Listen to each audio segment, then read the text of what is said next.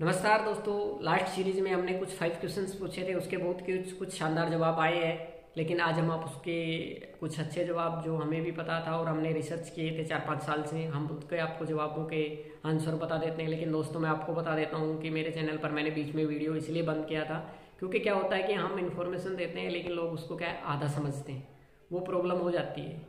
मैंने बहुत सारे चैनल देखे हैं, बहुत सारे देखे हैं, सब लोग आजकल आयुर्वेदिक होम्योपैथी इसमें घुस रहे हैं। लेकिन क्या होता है कि अगर आपको किसी चीज़ का नहीं पता है तो आप उसको रॉन्ग वे में यूज मत कीजिए, क्योंकि उसका प्रॉब्लम ये होता है। अगर किसी ने आपको बोल दिया कि आपको तांबे के बर्तन में पानी पीना है तो आप तांबे के बर्तन में तो पानी पियोगे, लेकिन आपको ये नहीं बताना है कि आपको 12 महीने तांबे के बर्तन में पानी नहीं पीना है।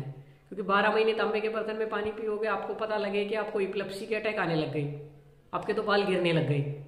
तो ये सारी चीज़ें होती हैं, इसलिए क्या होता है उसमें कुछ गैप लेना होता है। तो इन सभी चीज़ों को देखते हुए मैंने सोचा है कि आपको 100% ऑथेंटिक जो है ना वही बताऊं और आपको डिटेल से बताया जाए तो ज़्यादा बेटर रहेगा। तो जैसे पहला क्वेश्चन मैंने पूछा था कि क्या हम 100 साल तक बिना मेडिसिन के हम स्वस्थ रह सकते हैं क्या। अब ये क्वेश्चन देखा जाए तो अपने आप में बहुत बड़ा है, अपने आप में बहुत बड़ा नहीं है, बहुत सारे WHO के पास भी इसका जवाब नहीं होगा। बिना मेडिसिन के 100 साल तक स्वस्थ रहना, लेकिन प्रकृति के साथ अगर आप हो तो आप 100 साल तक बिना मेडिसिन के स्वस्थ रह सकते हो। आपने अगर खाने को मेडिसिन की तरह खाया तो आप 100 साल तक स्वस्थ रह सकते हो। लेकिन अगर आपने दवाइयों को भी अगर खाने की तरह खाया तो आप 100 साल तक नहीं, आप 50 साल तक भी ढंग से नहीं जिंदा रह सकते हो।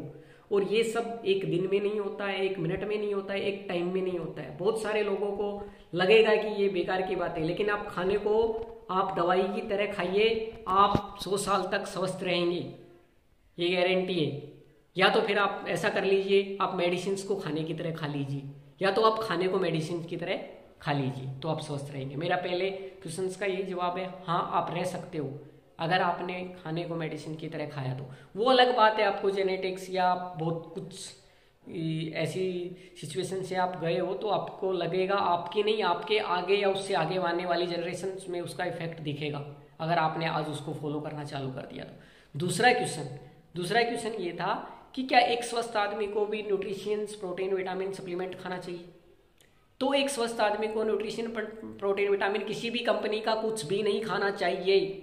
आप दिमाग में लिख लीजिए, इसको बिठा लीजिए, नहीं खाने की जरूरत है मतलब नहीं खाने की जरूरत है। हाँ जरूरत है, नेचुरलिटी की जरूरत है, प्रकृति में जो मिल रहा है वो खाने की जरूरत है।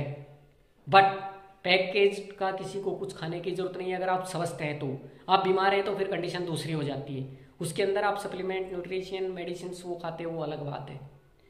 क्वेश्चन नंबर तीसरा ये था कि प्रकृति के अंदर क्या चीजें, कोई भी चीज क्या व्यर्थ है। प्रकृति के अंदर एक भी चीज व्यर्थ नहीं है।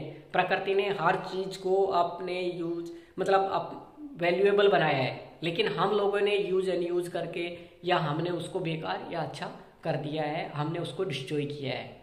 और चौथा और पांचवा मेरा क्वेश्चन था माइंड, सेंटर ऑफ माइंड का एंड वाइटिलिटी फोर्स का। तो माइंड का, सेंटर ऑफ माइंड का हमारे एलिमेंट से, हमारी बीमारियों से डायरेक्ट कनेक्शन होता है। और वाइटल फोर्स जब तक हमारा वीक नहीं होता, जब तक एक्सेप्ट नहीं कर सकता, तब तक आप कितना भी कुछ भी खाओ आपको वो बीमारी नहीं लगती है। यही रीजन होता है कि वाइटल फोर्स वीक पड़ जाता है और हमारा सेंटर ऑफ माइंड है या जो हमारा सेंटर है उसके अंदर जब तक बीमारी नहीं घुसती है तब तक हमारा प्रॉब्लम नहीं होती है। लेकिन क्या हुआ है, हमारे माइंड ऑफ सेंटर के अंदर ही एलिमेंट्स घुसने लग गए हैं और अब तो सिस्टम ऐसा चल रहा है कि कोई आदमी बिना बीमारी के बच ही नहीं पा रहा है।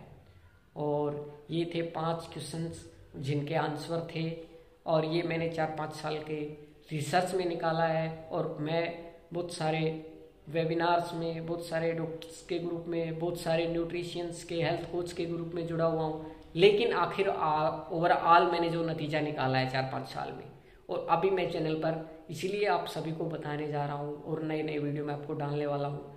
तो यही सब नॉलेज के लिए कि भाई आप अपने आप को सुधार सके, ताकि अब आप अपना थोड़ा करेक्शन अगर चालू कर दिया तो आने वाली जनरेशन में उसकी प्रॉब्लम, उसका सुधार आपको दिखेगा 1 से 2 जनरेशन में। जैसे पहले की जनरेशन्स थी वो कितने हेल्दी हुआ करते थे और हम लोग कैसे किस लाइफस्टाइल में आ गए हैं। Thank you. जय हिंद।